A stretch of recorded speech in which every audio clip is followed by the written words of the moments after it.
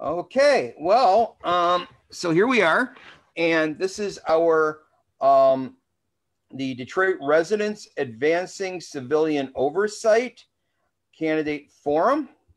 I'm Scotty Boman, the founder of the organization, and I'm just right now getting things up in the right spots.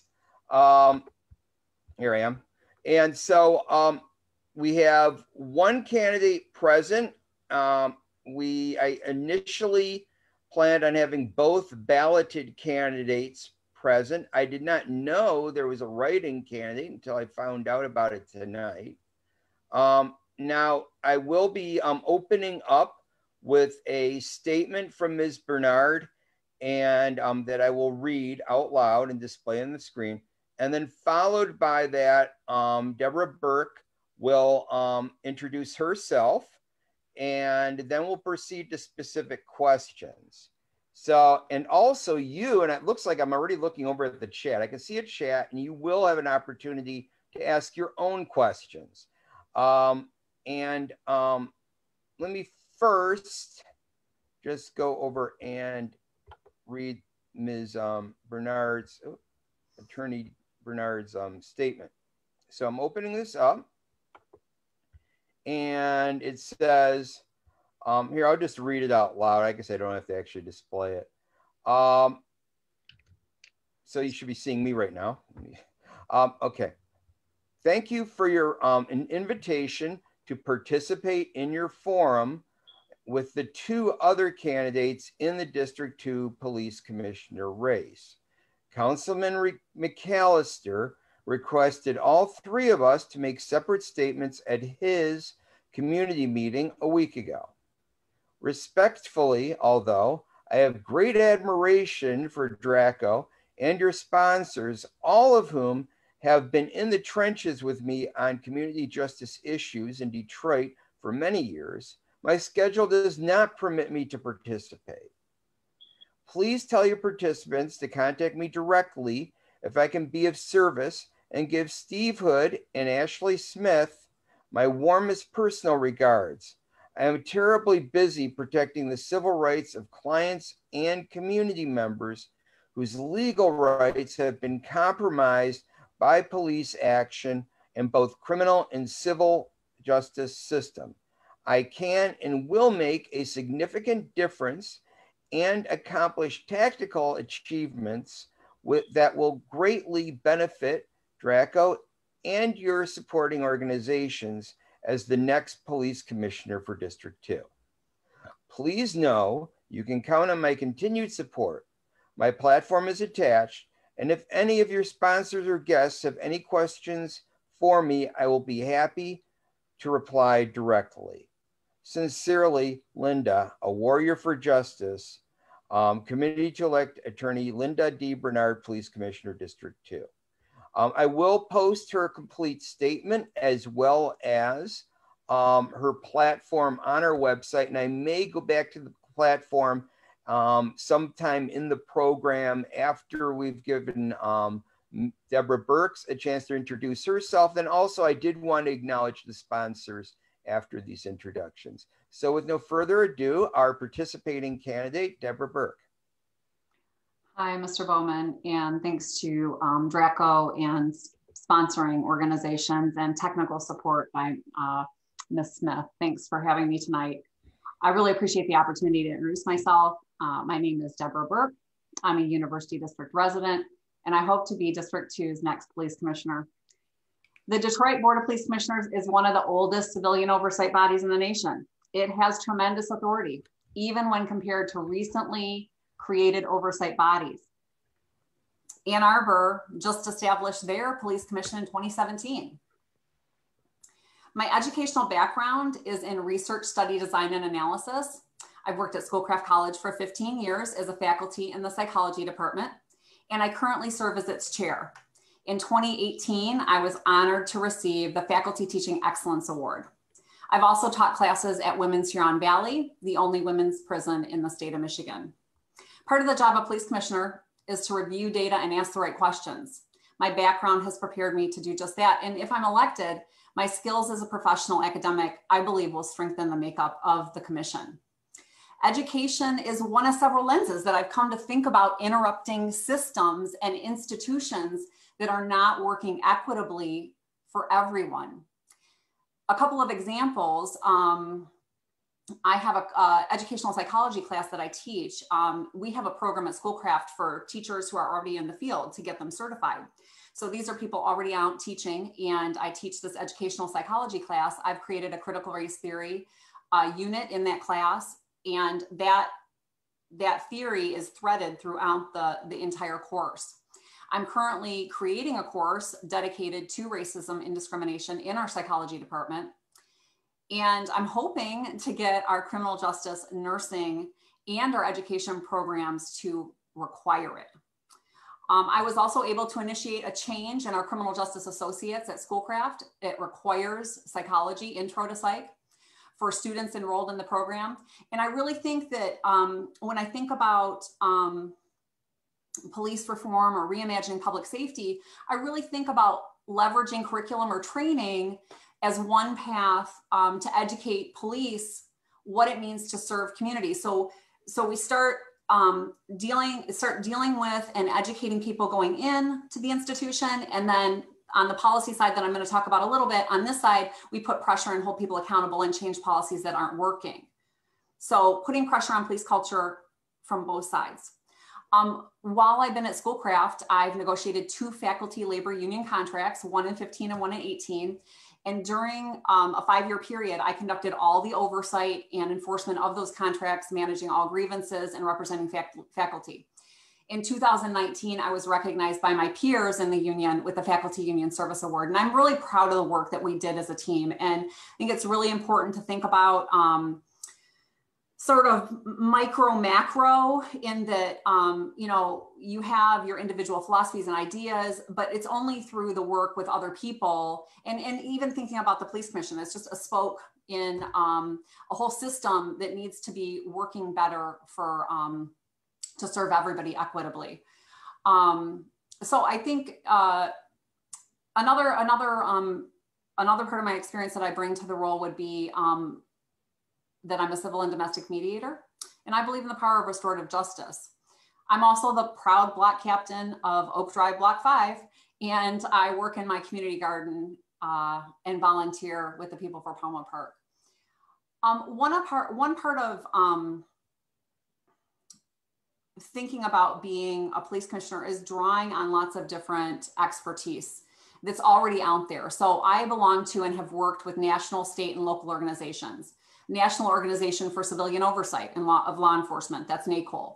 Also, there's an organization called the Michigan Roundtable Advocates and Leaders for Police and Community Trust. In fact, we just met this morning. That's called ALPACT, if you've heard of that before. And I've also worked on Michigan United Subcommittee on Criminal Justice Reform. I was honored to be appointed to the Schoolcraft College Diversity, Equity, and Inclusion Task Force, and I've collaborated with Michigan United on 3 events over the past 5 months. I can share those later if people have questions, but I'm going to skip over that. You know, DPD is really ahead of a lot of communities nationwide. I mean, the establishment of a civilian oversight in 1974, being under consent decree for 13 years has strengthened the department. Both current commissioners, Burton and Bell, praised that process in a 2017 Detroit News article. In 2017, also, the Detroit Police Department became the largest agency in the state to fully deploy body cameras. But it's also important as a commissioner, I feel, to look at programs and data points that already exist. Recommendations from President Obama's task force on 21st century policing. Standards from NACOL. NOBLE, the National Organization of Black Law Enforcement Executives, they just convened a reimagined public safety task force. What comes out of that? I think that's an important data point that we should be looking at. Departments such as Memphis, Tennessee, that has a special mental health unit response team. Now, I know if you were on the call yesterday, you heard about two precincts, I think. They're doing sort of a pilot program for some mental health stuff, and we can talk about that if people want to. But those are all important components. Of course, what's happening nationwide with facial recognition? I don't have to tell people listening on this call today because you're very plugged into what's happening. Oakland, Boston, San Francisco, Portland, all banning. Pittsburgh, New Orleans, Jackson, Mississippi, all considering bans. As of June this year, major corporations, Microsoft, Amazon, IBM, not going to sell facial recognition software. The ACLU came out with a statement against facial recognition. Issues of surveillance and privacy are not going to get any easier to solve as advances in technology emerge daily. What's happening in Lansing right now? So it's more national, what's happening here. We have a Senate bill from Stephanie Chang that's looking at a social work partnership with the police department, something that would be put into legislation and be statewide. There's even a bill right now in Lansing trying to address issues of qualified immunity. I doubt it's going anywhere with the current makeup of that, but it's something that's happening out there that we need to pay attention to. Again, the police commission's a spoke, it's a conduit to the community, but it also can play a larger advocacy role when its power, in the areas that its power is limited, it can be an advocate for community in other arenas, maybe statewide.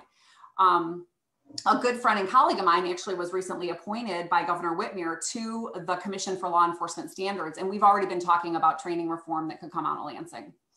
Listen, we're asking police to make some of our communities, to take on some of our communities' most complex problems like addiction, poverty, homelessness, mental health crises, domestic violence, with more firearm training than de-escalation.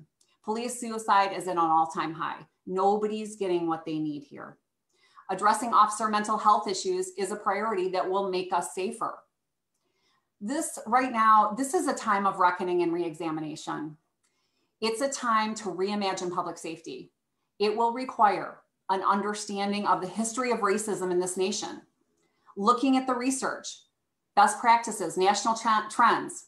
These are all important variables when participating in any oversight practice. But most importantly, public safety is a partnership. Getting input from my community and centering those voices is paramount.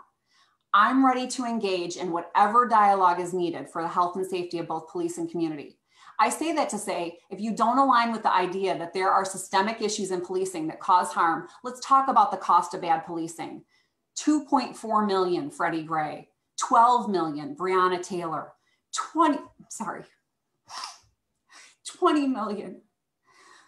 I didn't know I was going to get upset about that. Sorry, 20 million, William Green in Maryland. This is all taxpayer dollars. Bad policing is not financially sustainable. If you can't get on board that this is some of this behavior is morally reprehensible, then we need to start rallying community around their taxpayer dollars that are being spent on bad policing. Maybe that's an argument that will gain more momentum and energy and attention. I'm running for police commissioner because I believe in the power of community to drive change. And I believe that oversight and accountability and transparency can be achieved at DPD and that we can have good policies and practices. And that's going to benefit both the department and our community. I'm currently endorsed by the Black Slate. I'm really humbled and honored to be endorsed by the Black Slate. I'm also endorsed by the Michigan People's Campaign. I'm also endorsed by Representative Wendell Bird and Dr. Lisa Jackson, my good friend and colleague, who's a state commissioner on law enforcement standards. I'm really appreciative for the opportunity to speak with everyone tonight, and I welcome your questions.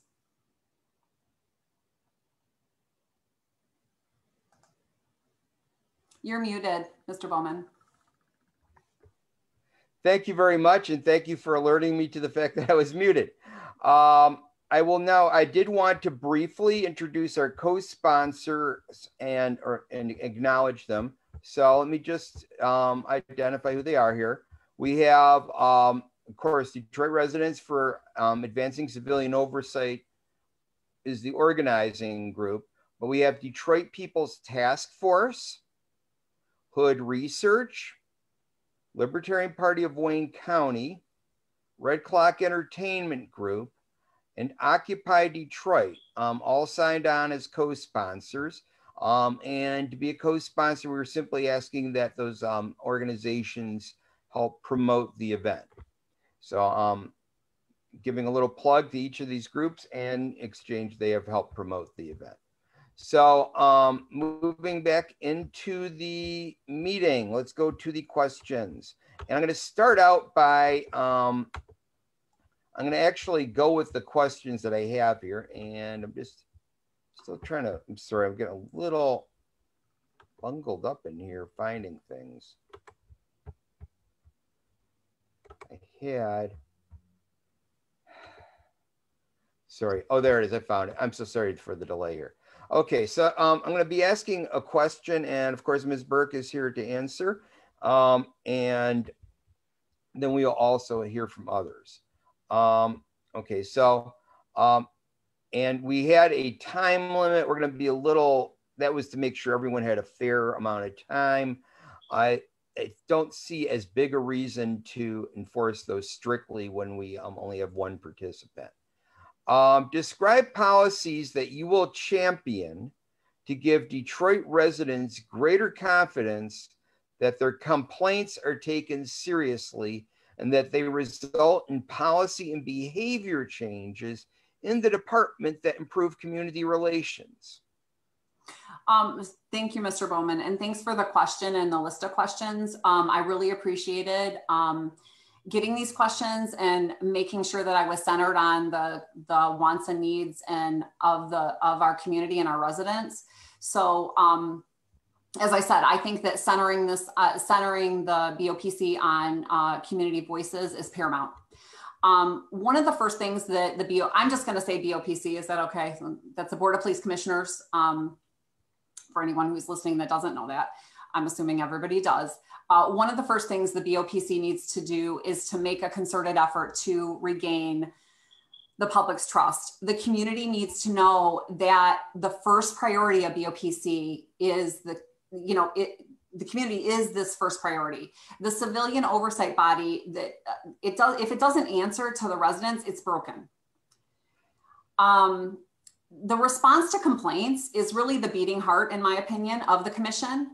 And the BOPC has the authority to oversee behavior, gather evidence, issue subpoenas, and mandate discipline. We'll talk a little later about some of the challenges that it faces with labor contracts. I know that's a question in here, but it does have that authority. There are some loopholes, as you said in your question, some limitations. We'll get to that later. One way to make sure resident complaints are taken seriously is by addressing them directly in the meetings. The community should know the status of the complaints as they move through that process. The public should be made aware whenever complaints result in policy changes. The way the public understands this way, right? The public understands that the complaints are being taken seriously and that they're having a significant impact on the process. Another thing I think that would help community confidence is that knowing that their input is being taken seriously.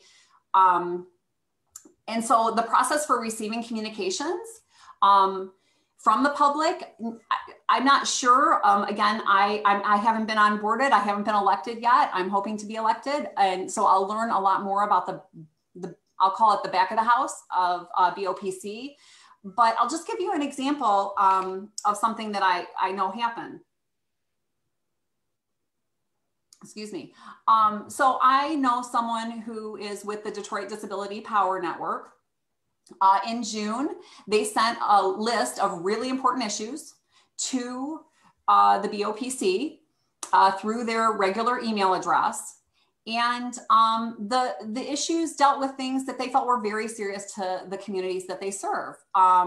Their list of demands included things about implicit bias training, de-escalation training, community engagement services, with an emphasis on disability and mental health support. These were really important issues that impact a lot of people in our community, but the BOPC never responded to the list of concerns, not even an email or a phone call of acknowledgement. You know, here the BOPC missed the chance to examine resident concerns and potentially work with DPD to improve policies and procedures related to the disability needs of our community. The question asked specific policies, so I'm just going to kind of run through a list of things that I think are maybe need to be prioritized. That would be include but not limited to banning facial recognition, eliminating no-knock warrants, reviewing warrant execution process in general. It was a warrant execution at 6 in San Juan that resulted in the killing of Mr. Littleton. So what does the warrant execution process look like, and how could that possibly be improved upon for safety of our neighbors and friends? Increased transparency of BOPC resident complaint process with also reviewing use of force continuum and training reform. I also think we need to look at increasing the age of recruitment. My background's in psychology. We look at a lot of brain-based behavior and development. We know the prefrontal cortex is not developed until about 25. I'm pretty sure nobody's going to go along with not letting people join the force until 25, but I think we could make a pretty good argument about why 21 might be a better age. Okay, thank you very much. Oh, am I muted? No, I'm not. Just to make sure. Thank you very much. And for answering that first question, I was going to try to alternate between the questions you had already been given and the audience. I first want to test things out. Right now, I'm looking at some attendees. And just to verify that we are able to interact and that the attendees aren't being blocked out unintentionally, I'd like all of you to raise your hand. And it's not physically going like this, but I see, yeah, there's, okay, I see two of them. And by the way, if you're doing this by phone, and I don't know if anyone is, believe it is *9 will serve the purpose of raising a hand, and then *6 would be to mute and unmute. So there's two people who did not raise hands yet, and I wanted all the hands up until just at once to make sure that everyone's able to do it. And I still see two people don't have hands up. The teacher in me wants to say so-and-so. Can you raise your hand? Yeah, okay. I do want to call people out, but maybe I will. All right, I'll just go with first names. Anthony and Stephen, I don't see your hands. Okay, now I'm just waiting on Anthony.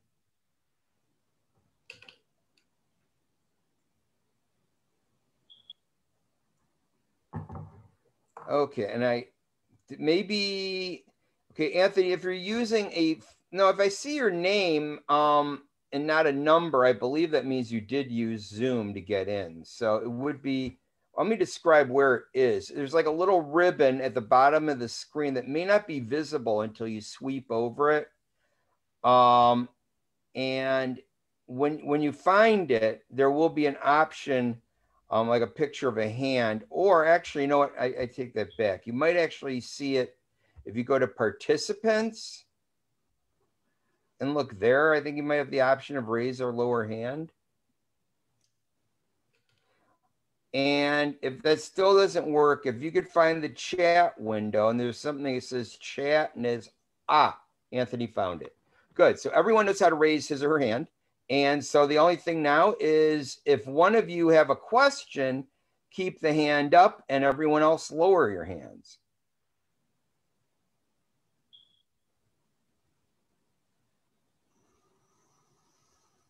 Okay, looks like we have 3 questions. Okay, I think we'll start with, how about I'll start with Commissioner William Davis. Ashley, are you able to elevate him so that he can ask the question directly?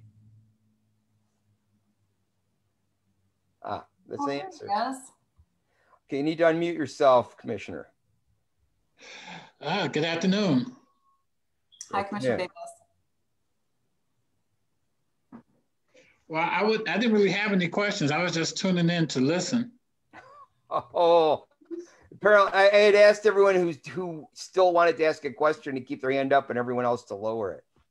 Oh, well, I ventured off for a second. Okay. Well, hello and welcome to the meeting and in the forum, and enjoy what continues.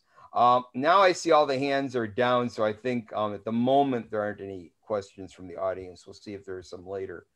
Okay, I'm going to go ahead now and ask the next question. And just got to find my way back to where they are. I had it right. Here they are. Okay, next question. How would you ensure that officers who have problems with excessive force are appropriately disciplined or kept off the police department? Okay. So the BOPC needs to make sure the police contract specifies that there are violations for which an officer will be automatically terminated with no arbitration or progressive discipline. That includes excessive force, falsifying records, lying, and making inaccurate statements. This will help eliminate officers who exhibit misconduct regarding discipline. DPD needs to enforce the disciplinary policies across the board consistently. And BOPC should be monitoring this through regular reporting. These processes will help ensure accountability and making them public will enhance transparency. This is what I was speaking to a little bit when I talked about the pressure point. So when I think about what we could do with training and when I think about training, I actually think about sort of convincing people this isn't for them through mechanisms that tell them what we really expect and what public safety really looks like. And then possibly bad actors would say, oh, well, I wanted to do something different. And we maybe eliminate some of those people on the front end. And then this is sort of the back end, which is enforcing policies to get rid of officers that are bad actors. And if the policies aren't working to keep us safe, then we need to rewrite those policies in a way that does. And one area, and I think we're going to cover it later, has to do with the contract and the negotiation of the contract and making sure there's no binding arbitration in there. So that's one way. In light of everything I've shared here regarding my position on police officers who violate the rules and laws that they agree to when they're hired, so they agree to abide by. I mean, the burden is on them, not us. We should expect a higher standard of behavior from them.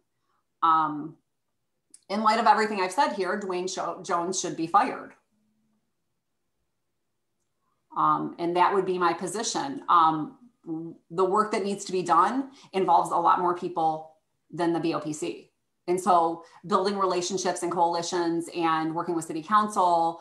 And even as I said, there is a bill, it's probably not going to go anywhere, that deals with qualified immunity. This isn't speaking to that question necessarily, but state legislatures are starting to think about these issues. And so, building allies and relationships that are united and having that same voice, I think is going to be really important to tackling the issue of police culture. Okay, thank you. I'm going to look now, and I still don't see any hands up, but just to let the people in the participant group know that you are welcome to raise your hands whenever you wish. I'm going to be moving on to, and let me just see if I can do this. Moving on to next question. So the next question I had ready to go.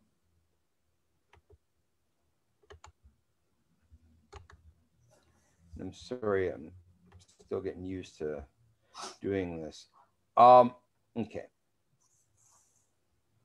What policies would you support to alert other jurisdictions of abusive officers to prevent them from harming citizens elsewhere? So I sort of answered this sort of two sides. So I answered your question about reporting abusive officers who were terminated or did any one of the categories of things that I mentioned above. Again, being disciplined for excessive force, falsifying records, lying, and making inaccurate statements. But also, how do we not hire those people? So I'm going to kind of speak to both of those. DPD needs to commit to mandatory documentation of the circumstances of every officer's separation from DPD and commit to share that with other police departments who seek that information. Again, this is something I think that legislatures are starting to think about. I think they are starting to think about some kind of way to share information, if not statewide, nationally, so that bad actors do not move from department to department. The BOPC needs to receive a quarterly report of all police separations that documents the circumstances of their leaving. For example, if somebody retires, but there's also an ongoing investigation on them, this should be included in the report. So we need to see some reporting. And again, some of these mechanisms might already exist, and I'm not privy to that, nor are some of the community members, which maybe speaks to some of the transparency issues that could also be addressed. But equally important, DPD needs to thoroughly vet any potential hires and investigate circumstances for their separations from their police agencies, whether they left voluntarily or not, and commit to not hiring anybody who has a documentation of excessive force, falsifying records, lying, and making inaccurate statements. Okay, thank you. Next question is, what level of participation in the 1033 program do you support? So police and military serve different purposes. I don't support any further investment in 1033. I think, and I believe that we do have an inventory of current equipment, but I think maybe we need to review the policies and practices governing the use of this equipment.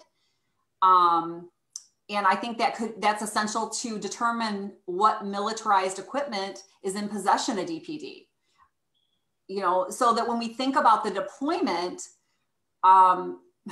maybe we could eliminate it at best, but at worst, maybe minimize and monitor.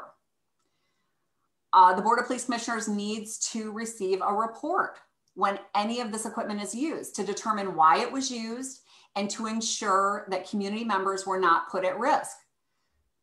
Policies dictating the use of this equipment should prioritize safety of our community members over all things. Again, I mean, this is sort of your next question. We could fold that into the same statement Sure. here. Can I go ahead and share what that is, Mr. Boman? So the next question was, to what extent or under what circumstances should police use military or experimental technology like sound cannons and heat rays on civilians? So, I mean, my priority, I'm always looking at things through the lens of maximizing potential and what it means to be fully human and feel safe. And so none of that comports with my philosophy. Police and military serve different purposes. Military is designed to fight wars against foreign nations. Police work to serve the public.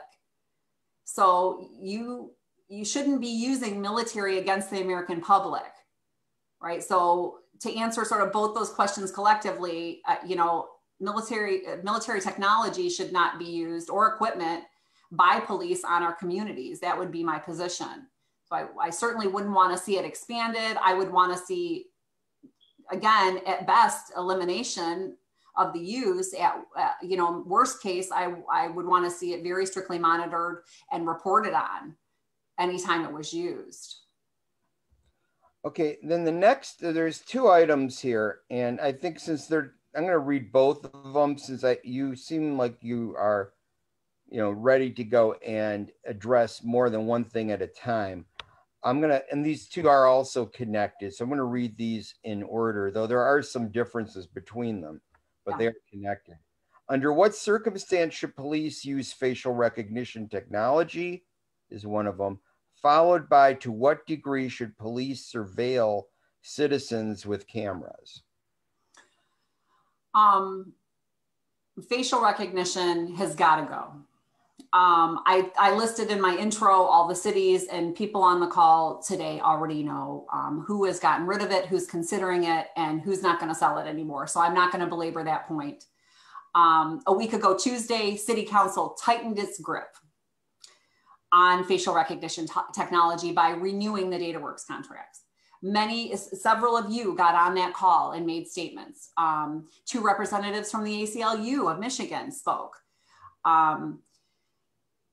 And so the technology has a 94% failure rate. It's completely unacceptable and amoral.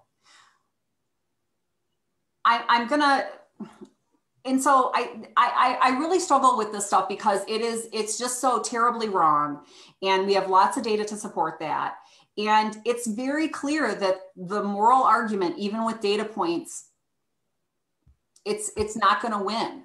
And so I feel myself pivoting. Again, I mentioned in my intro, I'm ready to have whatever dialogue's needed to get the results that make us safer. And that might need to be a talk about what a tremendous waste of money this is. It is a toy, not a tool.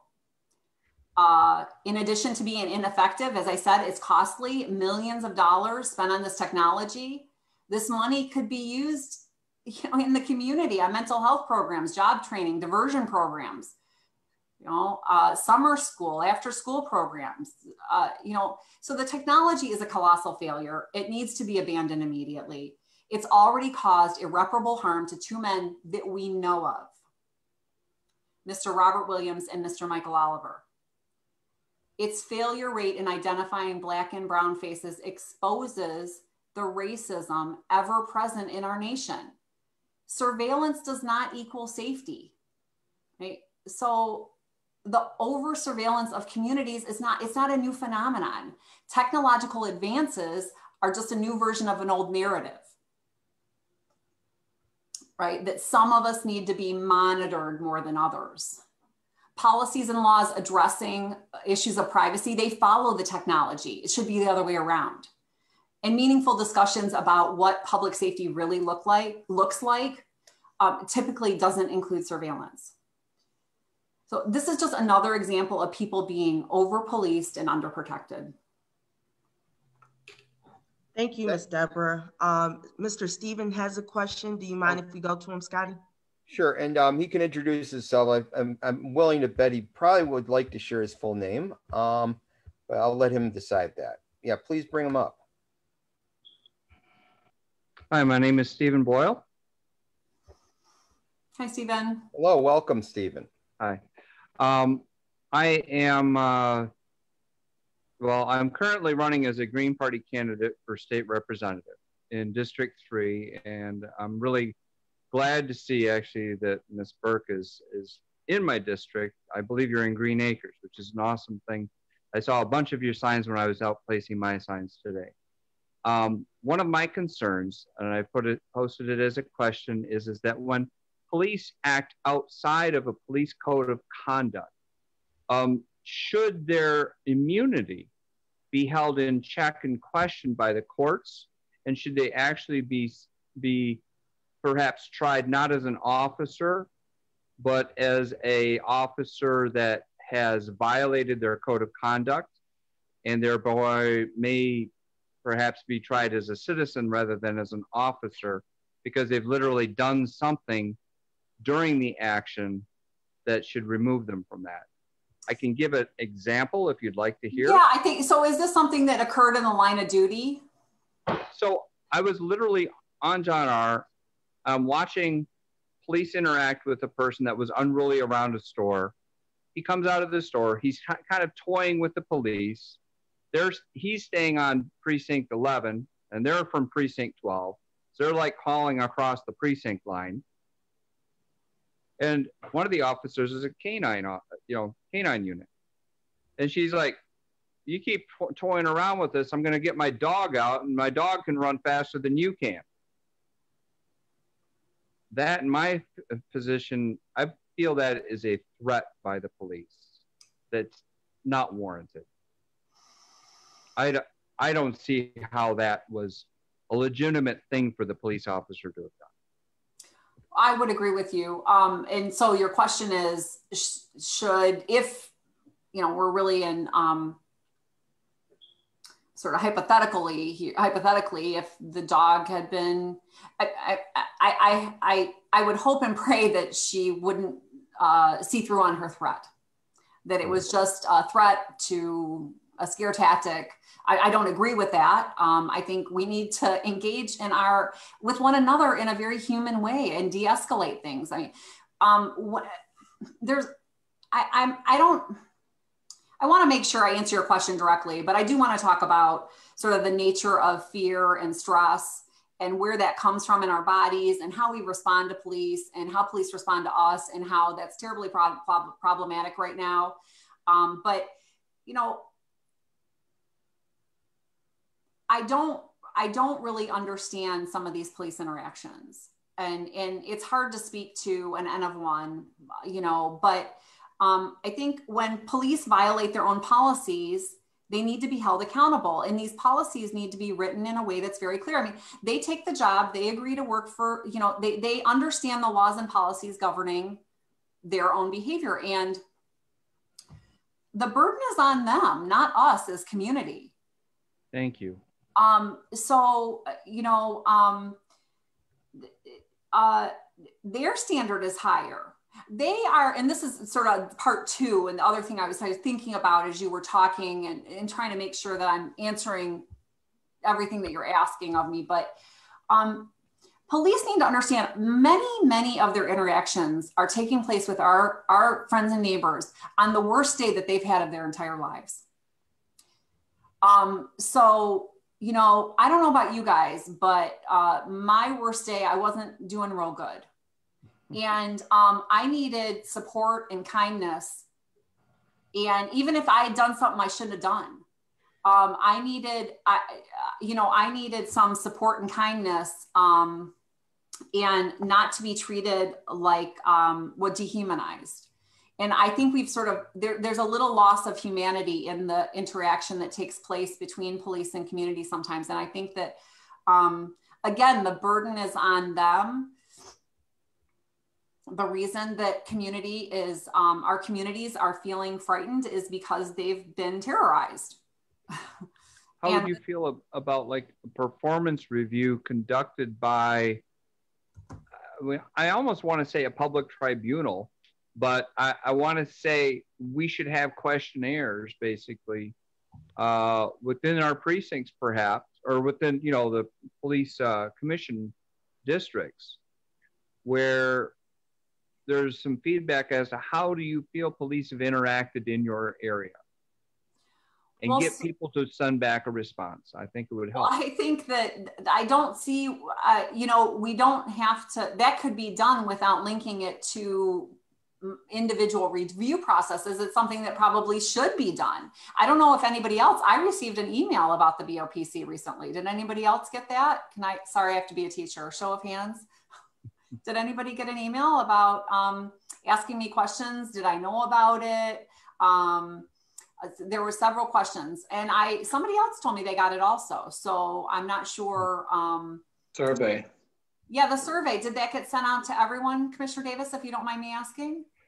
I don't think it went out to everybody. I think it only went out to like 5,000 people. I'm not sure though. Well, that's a lot though. So, okay. So I got one. And I think, Stephen, I would agree. I mean, we should be in our communities asking them if they feel safe and what things are happening in their communities that are not making them feel safe. You know, it's a really bad model when police are scared of communities and communities are scared of them and guns are involved.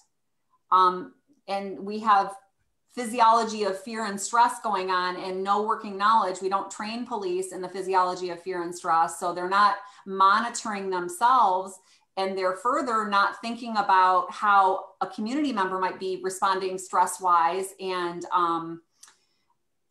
fear-wise when they are present.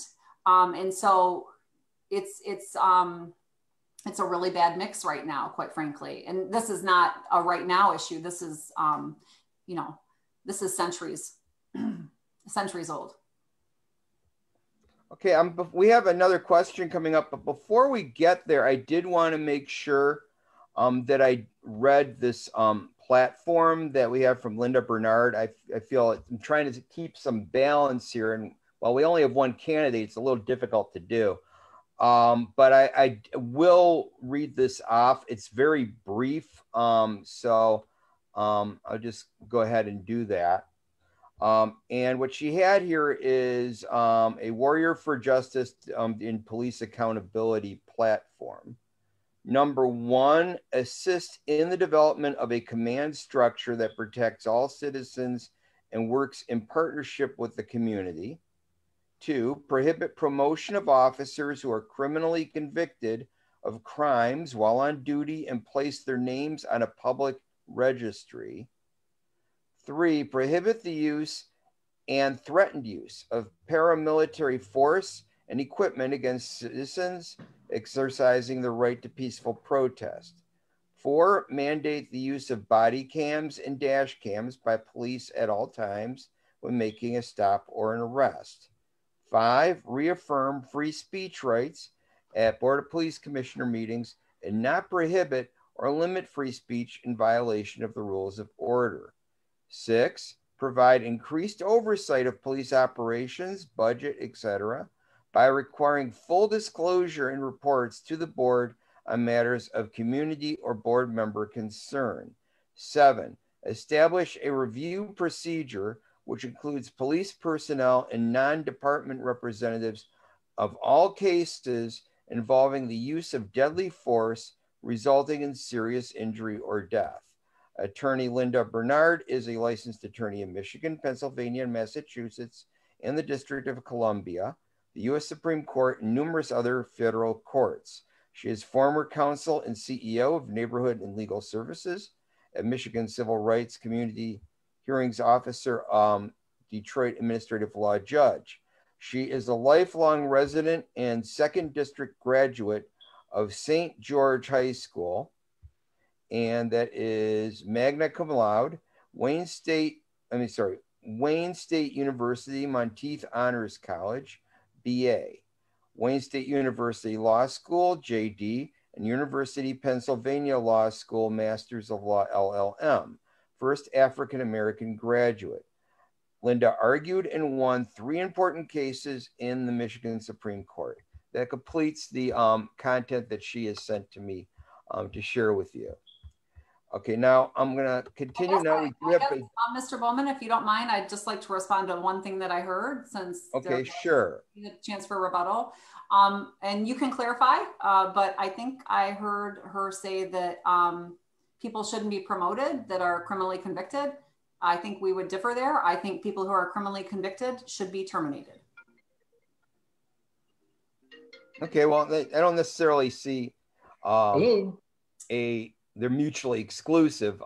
You can not promote someone.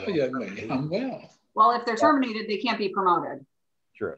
So, I mean, actually it's mutually inclusive in one direction and not the other. But okay, I'm not going to analyze your responses. Sorry about that. I just heard one thing that I thought was a difference between us, and I just wanted to share it with people listening. Okay, well, thank you very much. Okay, and we have now Democratic Socialists of America, Detroit. I think it's Anthony. You know, Anthony, I'm going to have you say your last name because I don't want to mess up anyone's name. Please go ahead. Yeah, no worries. It's Anthony Delacalle, and thanks to you and DRACO for putting this on. I'm frequent attendee and commenter at the Board of Police Commissioner meetings along with y'all. But I was just curious to know Ms. Burke's position on DPD's use of tear gas, of, I guess they call them beanbag rounds, but in my mind, they're kind of rubber bullets. And then finally, Project Greenlight. Thanks for the question, Anthony. I hear your voice every week on the commissioner call. As I stated previously, I don't think military equipment should be used on civilians, and I think that would fall into that category. And again, I'm not privy to the conversations that commissioners might be having with Detroit Will Breathe or other organizations that have been out in our streets demanding justice and dialogue with police about things that they're concerned about. So I don't claim to know what those conversations are, but if they're not happening, I hope they start to. I think that it would be good to, again, I think the Board of Police Commissioners has an opportunity to be a conduit to try to restore some trust with their actions that they take as a commission, but also how they engage community and listen. So your second question had to do with Project Greenlight, and I'm very skeptical of all forms of surveillance. There's something called saturation strategies, and I'm sort of on the fence about whether or not Greenlight is a saturation strategy, because they're not watching it in real time, where a saturation strategy would be to put a whole bunch of police in an area. But this strategy was sold to police departments as a panacea for crime prevention. And what happened is it ensnared a whole bunch of people into the criminal justice system, and it really ruined neighborhoods. And so I need more data points on Project Greenlight. And I'm somebody who likes to do a lot of research and a lot of homework. I was appreciative to the questions from DRACO today. It really helped me. There were a lot of things I'd already been thinking about, but I did a lot of background work and really looked into some of that stuff. And so Greenlight would be one of those things where I am not convinced that we're safer because of surveillance. And that's usually my position globally. But I do need to see some data points on that. I'm not impressed is what I'm going to say without seeing all the data. And let me also say this. This is an important point. Forgive me if I'm skeptical of the data points provided to the Board of Police Commissioners by the police. I think I'd like, there are other data points that I think that I would want to hear. And so the process for how, again, I'm not in on the process of how people are getting information at this point or how we ask for information, but there's a lot of other data points that I'd be interested in. I think all of you were on the call with Dr. Peter Hammer. I know him and I share his views, and he talked about crime stats, and I share his views about those too. And so when we're being presented with crime stats about Project Greenlight, I'm immediately skeptical, and I'm also skeptical and I'm very concerned about surveillance. So I hope that answers your question. If you have another one, I'd be happy to try. No, yeah, great. Appreciate it. Okay, I'm actually not muted, but I am invisible because I noticed there's some weird stuff going on with my background image. So I'm going to fix that while we're hearing Deborah's response to the next question. And it's really just about the only way I can handle this at the moment. And now I'm just trying to find my way back to my questions. Let's see where they were on here somewhere. Okay, where did they all go? Oh yeah, here we go. I'm sorry, I'm reading this over. Oh, to what extent or under what circumstance should police use cell phone spying resources like Stingray or Base Station? I understand those are names of a couple products. Well, you took me to task on this one a little because I had to go and look some of this stuff up. Again, I'm always a little hesitant to speak with authority on issues that I don't have all the information. So I did try to look into that a little bit. But let me just say globally, I am very concerned about surveillance and privacy. You know, surveillance does not equal safety. And the abuse of any surveillance technology is always a concern. I think the Board of Police Commissioners needs to be constantly on top of these technologies to evaluate whether their use is consistent with the values of our community. Some of these technologies are controversial in their efficacy, and they need to be evaluated against public interest and the public's right to privacy. Just as an example, the American Civil Liberties Union has been critical of these spying devices listed in your question. Again, just for people listening, Stingray and Base Station. And they're saying that, you know, when these are used to track someone that they're concerned with, I don't really like words like offender or felon or suspect, but they did use the word suspect. They also are gathering information from phones of nearby bystanders. So gathering cell phone data from uninvolved innocent people is not appropriate and it's unacceptable. Again, I probably need more information. I don't know if DPD is using these. They seem like something that would be more at the federal level.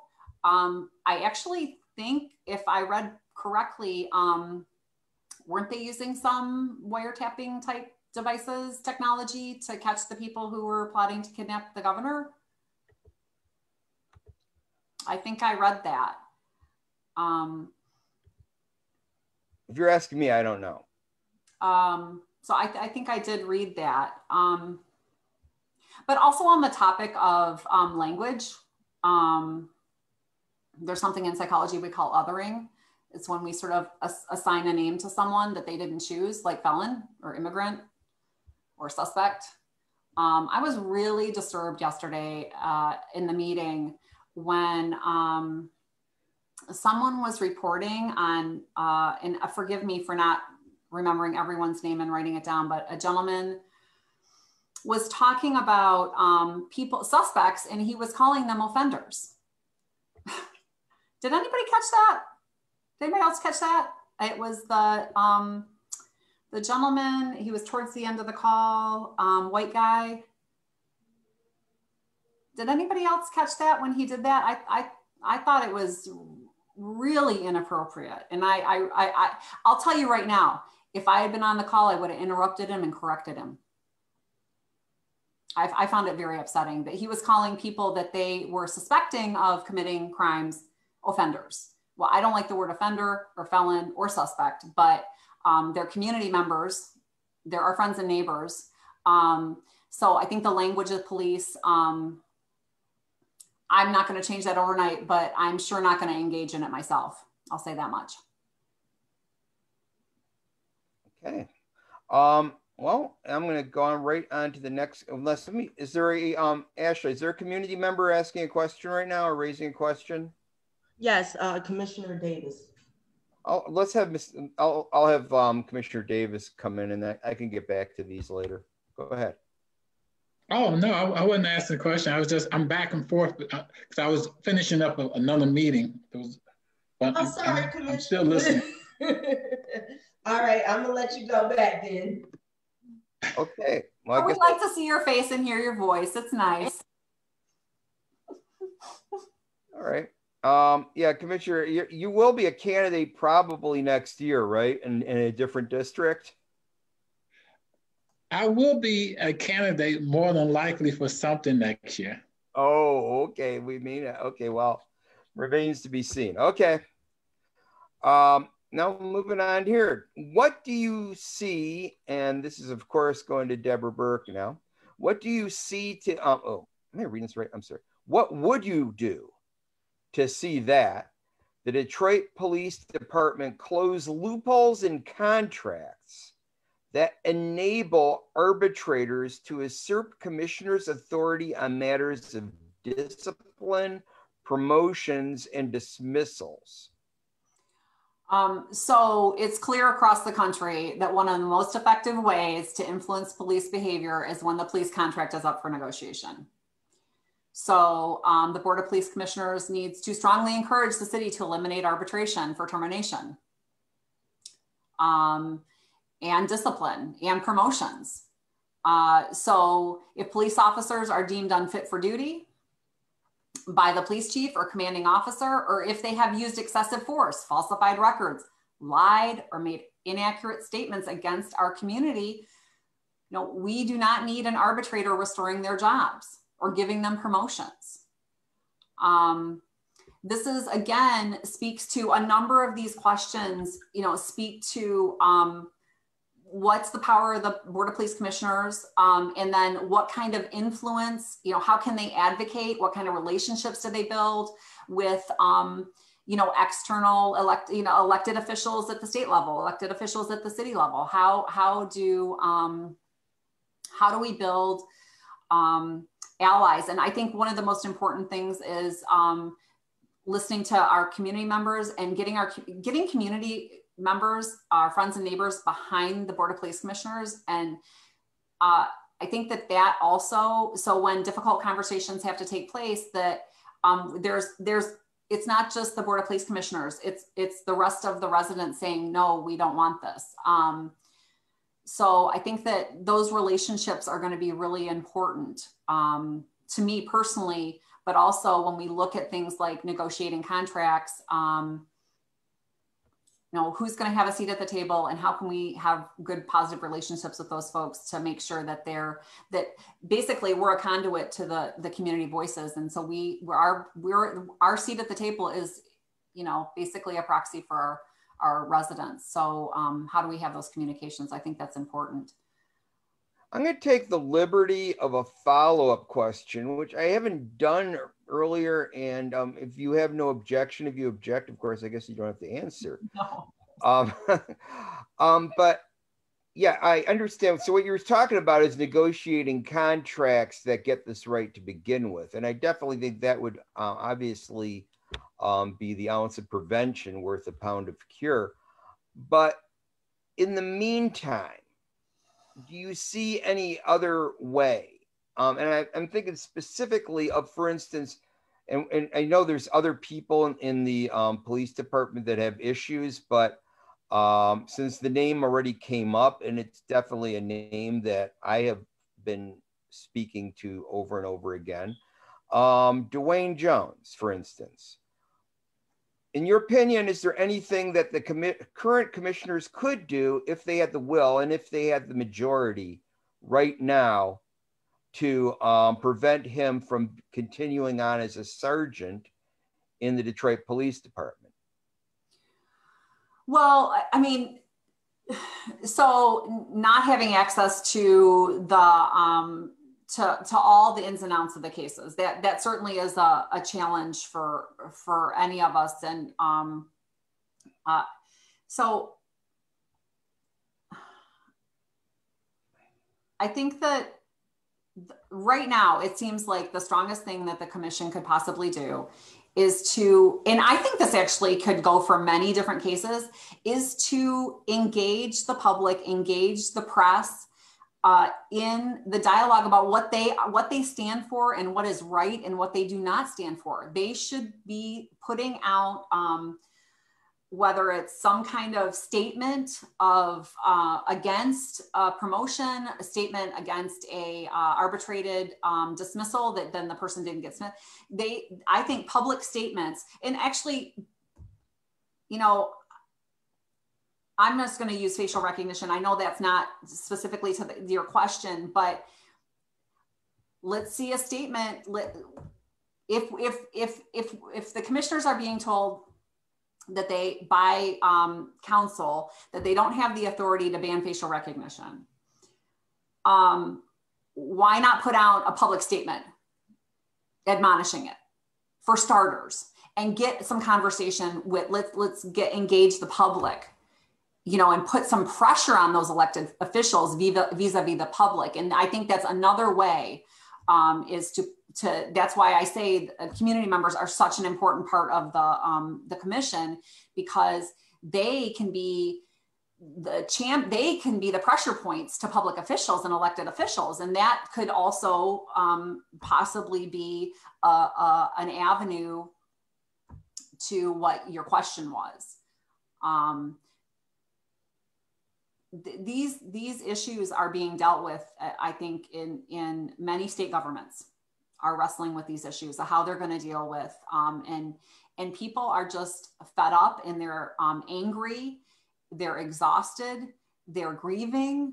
We're in the middle of a global health pandemic, and they're being faced again and again with harm to their friends and family. They see it on television, and it's really, it's very painful. And it at the very least needs to be acknowledged. I mean, acknowledge the wrong publicly. Get community behind the commission. Again, I'm not in the commission right now, but I hope to build positive relationships with all the commissioners and try and, again, understand what the full authority is. What I'm hearing, if you were on the call with Peter Hammer, he was really clear what the full authority of that commission is. If you heard his presentation, right? He talked about investigate, subpoena, discipline, all of it. Right? And so I need to see all the documentation to see why is the message being communicated in meetings to commissioners that they don't have the power.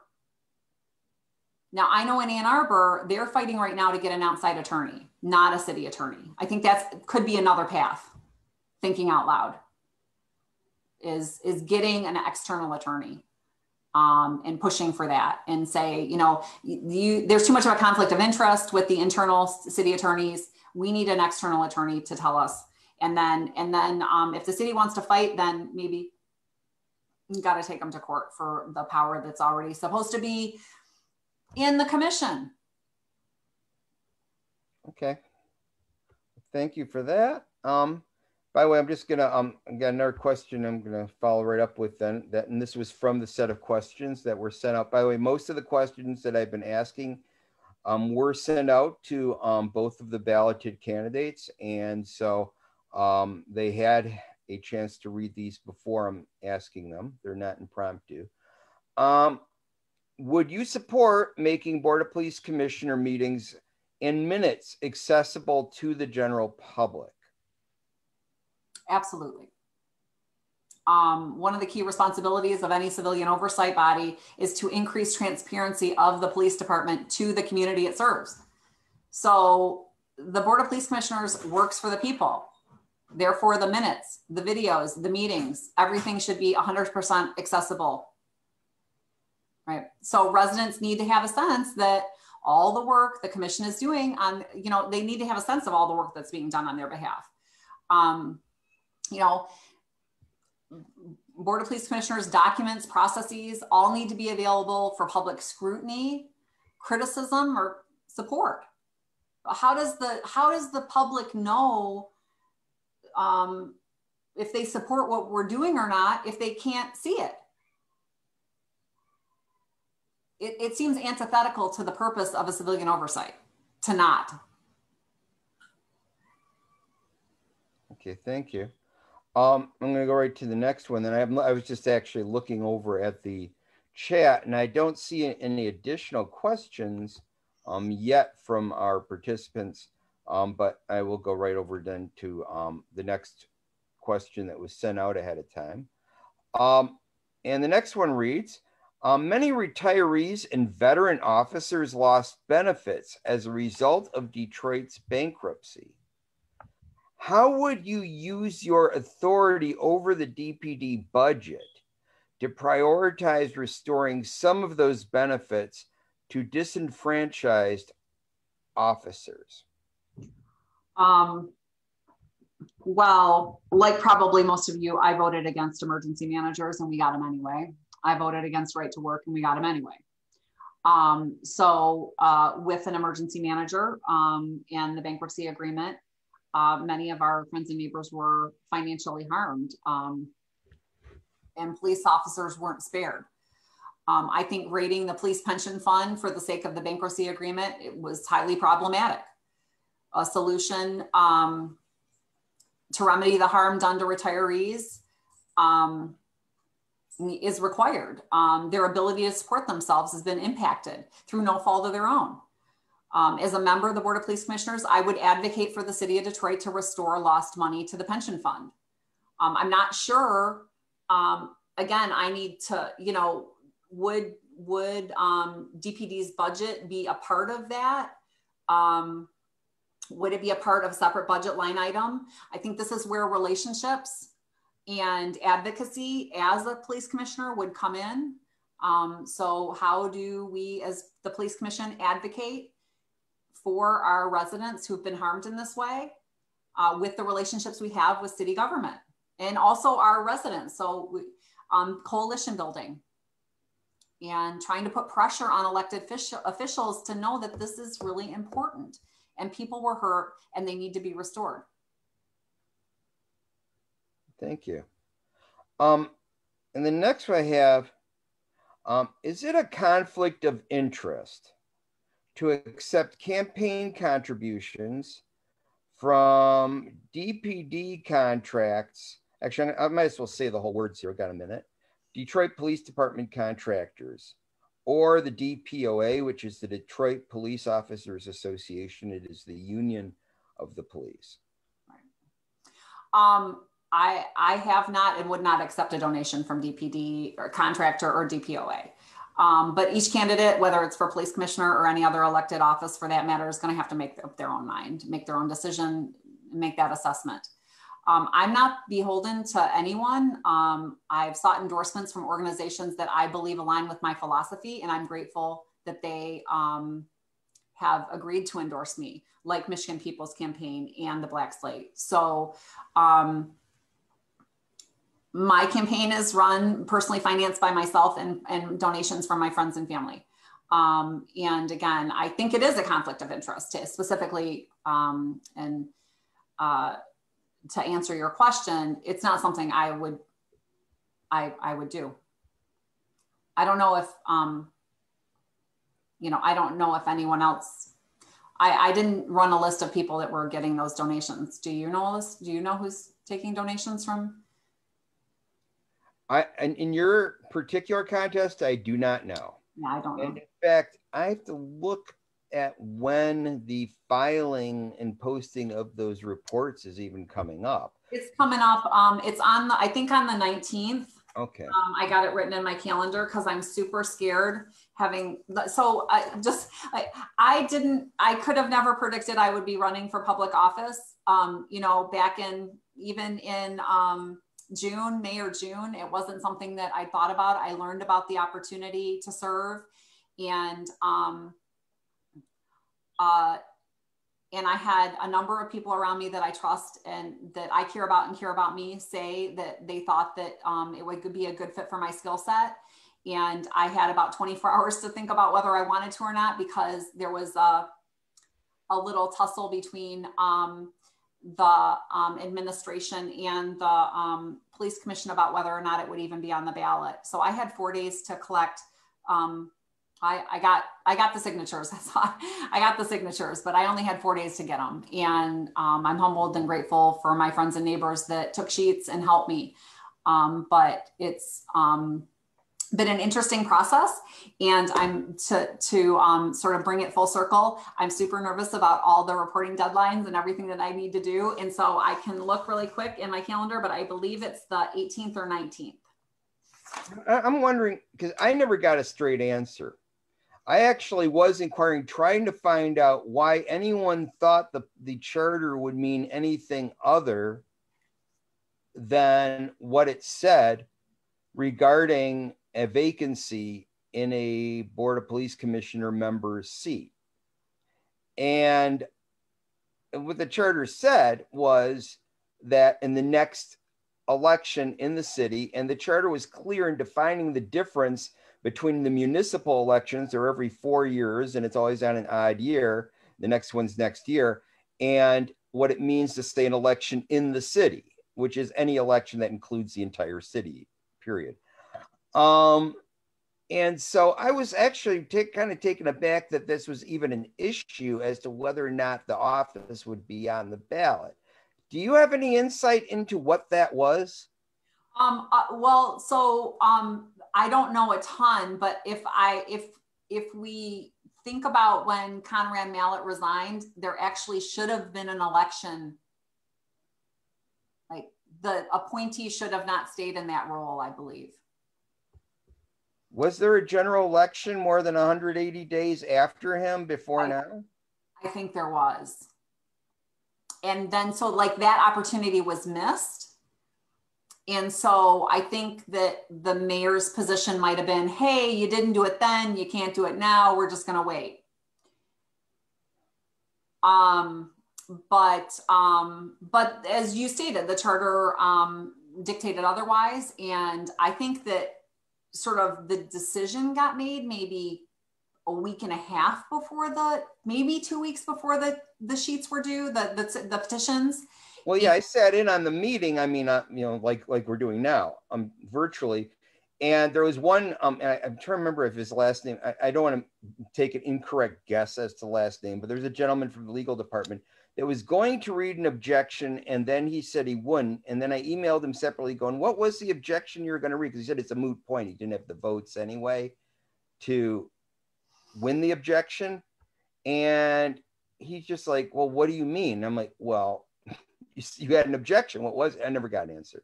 So everyone was really cagey about the whole thing. It was kind of strange. Okay, moving on. We are approaching the close of the program. And so if any audience member had intended to ask a question and somehow it got overlooked, or you didn't signal us in some way, please let us know now. And I'm going to look, there's actually two places. There's also this Q&A thing I didn't look into. Nothing in the Q&A. Did I hear someone? No, I think I was reading the chat and you might have heard me. I was reading out loud, sorry. Okay. Okay, I guess there aren't. And I just wanted to make sure I wasn't missing anything because I didn't want to leave anybody out. Okay, so there was a little bit more here that we could talk about. What policy should the DPD have concerning no-knock raids? So I don't have access to the current policy. So that does put me at slightly of a disadvantage, but I don't support no-knock. And I think, do you mean warrants? So like serving a warrant? I don't. Yeah, that is what I meant. What they call serving a warrant, and I should qualify that constitutionally, a warrant specifies either who is going to be arrested and why, or what is being looked for and where. And the warrant is really one's license to go in and do that. And so serving a warrant to me means you need to present the document. And so the no-knock concept doesn't even really count in my view, but that's my interpretation. It's a bit of an oxymoron. It's a bit of an oxymoron as presented that way. So I guess why I called it a no-knock raid is effectively, yeah, there's a warrant and you could bring it up in court and go, this was a legal raid because we got this warrant. But, you know, when I'm talking about basically officers bursting in unannounced and right into a household and grabbing somebody, right. or, you know, or restraining people while they look for something, one or the other. Right. So I don't support the use of bursting into someone's home, and I would work to eliminate the use of them. Again, I need access to the policy to know exactly what's happening with DPD at the moment. I think all policies on the execution of warrants should be reviewed, including but not limited to no-knock. So I mentioned Hakeem Littleton, who was killed at 6 in San Juan. You know, they were executing a warrant. So what can we do so no one dies? Right? Like, this is not okay. You can't execute a warrant and then now someone's dead. You know, and so I try to think about working backward from the incident to think about what could have happened differently that has to do with policy that could have made everybody safer and nobody would have had to die. You know, we know no-knock warrants have resulted in the murder and harm across the nation. And right here in our community in May of 2010, Ayanna Jones was murdered when DPD executed this kind of raid. So, you know, we find, even though this is the part I was kind of speaking to, right? Even though somebody got hurt or even killed, the policy supports the actions of the officers in the department. So that's where the work is. That's where the sleeves, you know, get rolled up. That's where the work is. How do we get justice for victims like Brianna and Ayanna? How do we look at policy to make these things safer? No, you know, how do we make serving a warrant safer for our community? I think that, and I would, again, I don't agree with bursting into someone's home, and but I'm interested in reviewing all execution of warrant processes and policies. And I'm going to take the liberty of a follow-up question again, because I've thought about what my opinion would be on this myself. And the one thing and this also goes for other risky activity like, high-speed chases, for instance. What about a case where the odds of someone getting hurt is imminent and is higher if you don't do something? Right. You know, I don't know how we can know that. I mean, we don't have precogs. What's that movie with Tom Cruise? When Minority Report? Yeah, you know, we can't necessarily predict the future of, we know that the presence of police sometimes elevates violence. That's something that police need to be trained to understand and deal with. I think that's a part of executing these warrants, is to recognize and understand that your mere presence many times is elevating risk. And how do you mitigate that, right?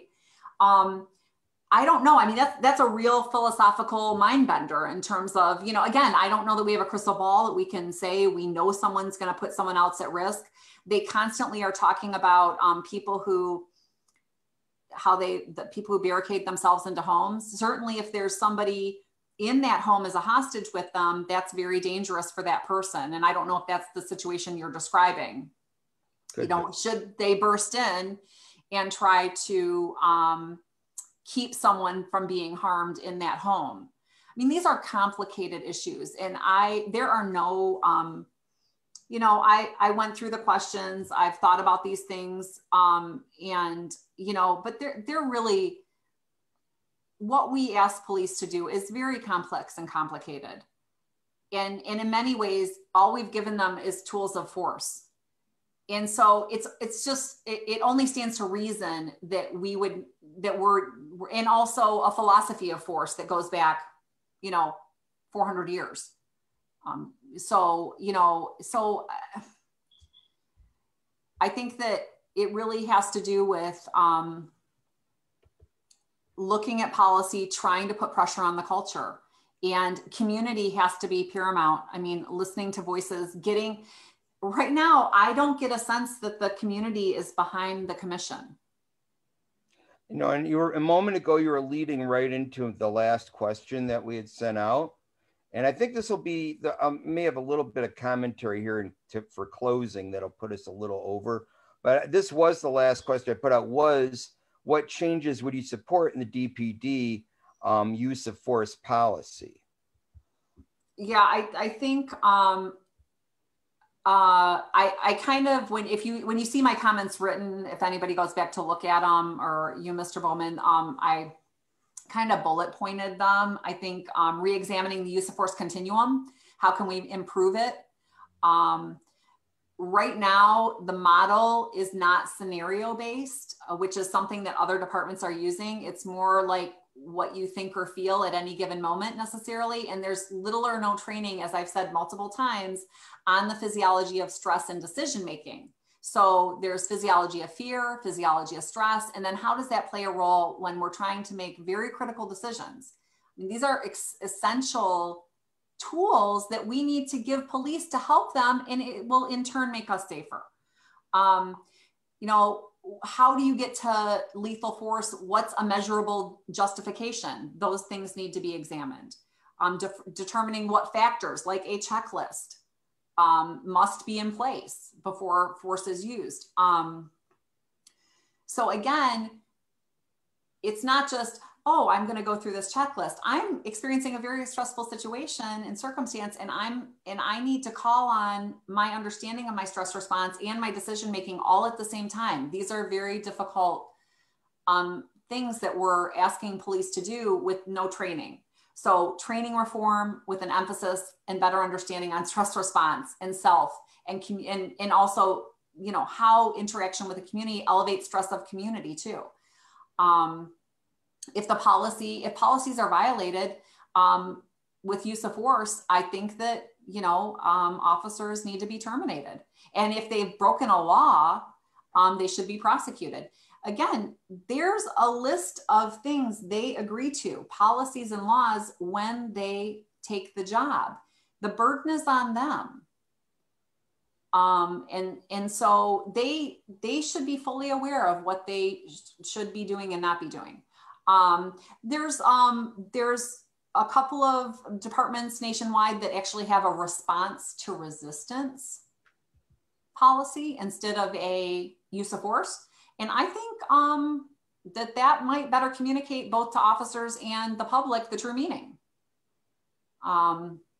So, and I said this before, but I want to say it again, you know, police are connecting with community sometimes on one of the worst days of their lives. And, you know, a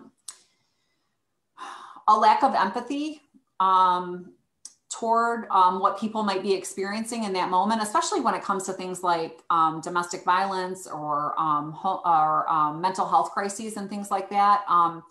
You know, recognizing what that person is going through and also doing some self-monitoring, I think could be helpful. So that's kind of what I put together for that. Again, I would need to, I did print off the use of force policy a few weeks ago before it was voted on. And so I was looking at it, actually, I printed off a couple from a few different departments and I was sort of trying to compare, but I wanted to try and give heartfelt and accurate and thoughtful responses to all your questions. And this was the last one. And so I didn't get a chance to review all that stuff, but it's something that is important to me. And, you know, my process for getting new knowledge is to find reliable resources. And I've spent the past 15 years keeping current in the field of psychology. And so learning something new all the time is not new to me.